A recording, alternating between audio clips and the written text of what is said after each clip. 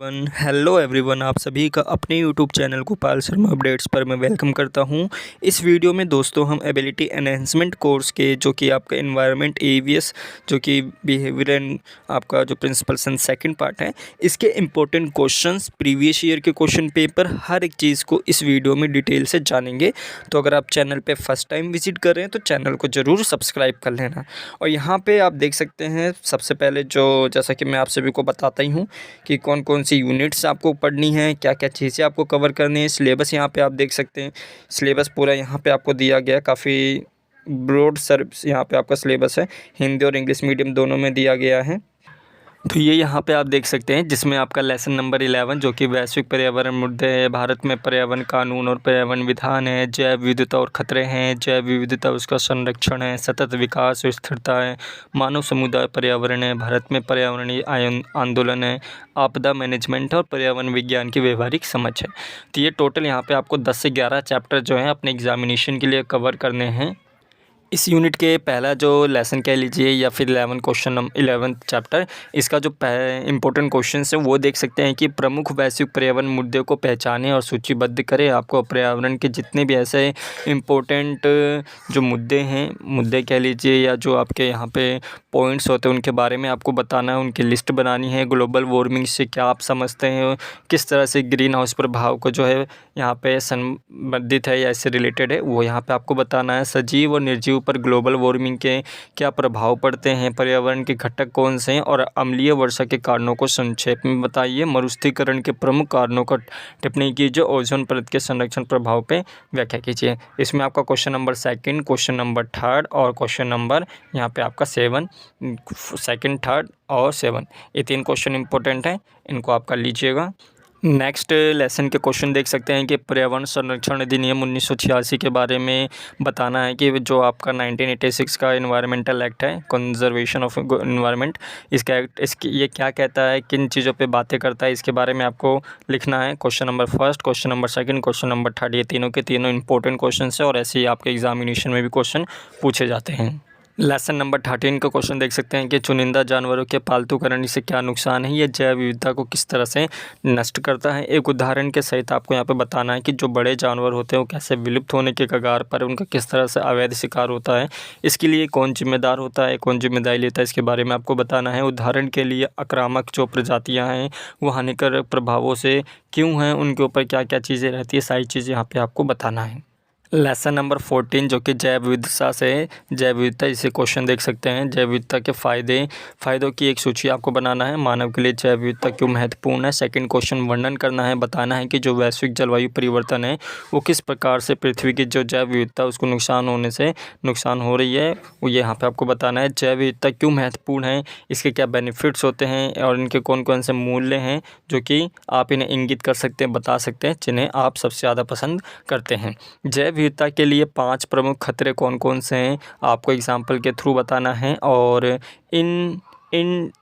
In situ और पूर्व situ संरक्षण के बीच क्या अंतर है और कैप्टिव प्रजनन का लक्ष्य समझाना है यहाँ पे। और अंतिम उपाय के लिए सबसे अच्छा उपाय क्या रहेगा और क्यों है, ये आपको बताना है। क्वेश्चन नंबर 6 देख सकते हैं कि स्थानीय चिड़ियाघर या वनस्पति उद्यान में जाएं, जैविक संरक्षण को बढ़ावा देने के लिए वहाँ कौन कौन सी गतिविधियाँ आयोजित की जाती है उसके बारे में आपको बताना है। तो इसमें क्वेश्चन नंबर आपका पहले से लेकर 6 तक जितने भी क्वेश्चन हैं वो कहीं ना कहीं सारे के सारे इंपॉर्टेंट हैं। इसी तरह के क्वेश्चन आपको देखने को मिलेंगे। और अभी लास्ट में आपको क्वेश्चन पेपर भी दिखाया जाएगा। क्वेश्चन पेपर काफ़ी बड़ा है दोस्तों, तो आपको वीडियो जो है थोड़ी लंबी लगने वाली है।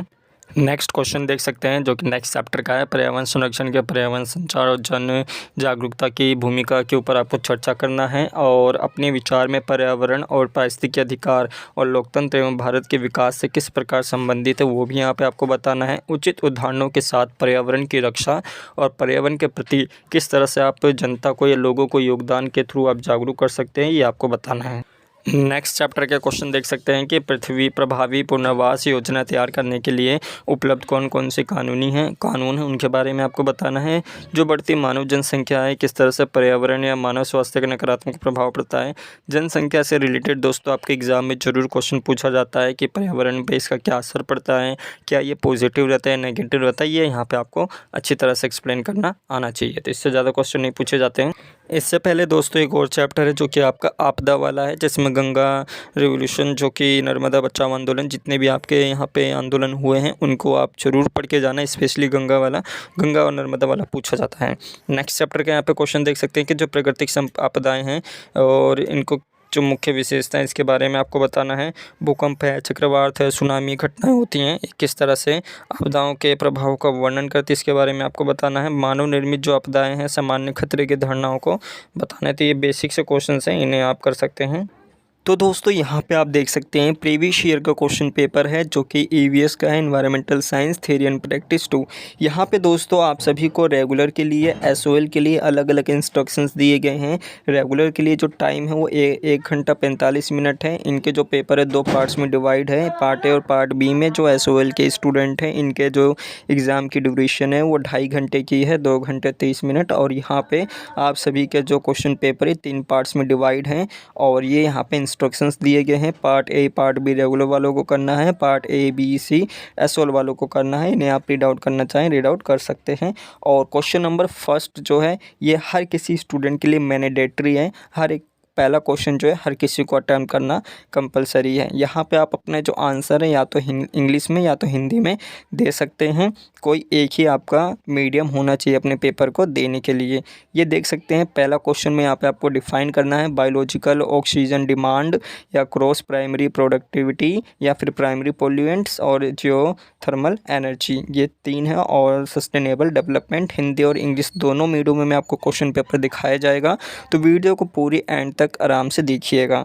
ये क्वेश्चन पेपर यहाँ देख सकते हैं, भूतापी ऊर्जा है, सतत विकास है। यहाँ पे आपको मैचिंग के भी क्वेश्चंस देखने को मिलेंगे। जैसे MS स्वामीनाथन जो है ये किस लिए जाने जाते हैं, तो ये ग्रीन रिवोल्यूशन के लिए जाने जाते हैं। जो मिथाइल आइसोसेट गैस है ये कहाँ पे हुई थी, तो ये आपका भोपाल गैस त्रासदी में हुई थी। हिंदी और इंग्लिश दोनों मीडियम में यहाँ पे आप देख सकते हैं, इंग्लिश मीडियम का है। यहाँ पे आप मिथाइल आइसोसेनेट जो गैस है कहाँ पे स्रावित हुई थी, कहाँ से निकली थी, तो ये भोपाल गैस आपदा में इसका यूज़ हुआ था, ये कह लीजिए। इसकी वजह से भोपाल गैस त्रासदी हुई थी।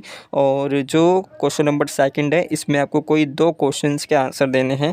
पहला इसमें आपको कंपोनेंट्स ऑफ इकोसिस्टम या फिर effect of air pollutants on environment क्या है, और भोपाल गैस त्रासदी, इन तीनों में से किसी 2 के ऊपर आपको बताना है, आंसर देना है।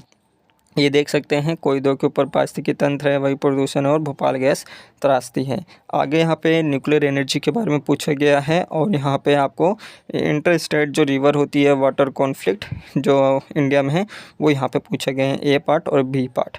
नेक्स्ट क्वेश्चन में डिफ्रेंशिएट आपको करना है कि फूड चेन और फूड वेब में क्या डिफरेंट है, एनर्जी फ्लो और न्यूट्रिएंट्स फ्लो में क्या डिफरेंट है, conventional and non conventional energy में क्या डिफरेंट है। किसी 2 टॉपिक को यहाँ पे आपको डिफ्रेंशिएट करना है। पार्ट भी यहाँ पे हर किसी के लिए करना है, रेगुलर वालों को भी और एसओएल वालों को भी। यहाँ पे आप देख सकते हैं पार्ट बी स्टार्ट हो चुका है, जिनमें 3 क्वेश्चन दिए गए हैं। कोई 2 क्वेश्चन से आपको अटेम्प्ट करना है।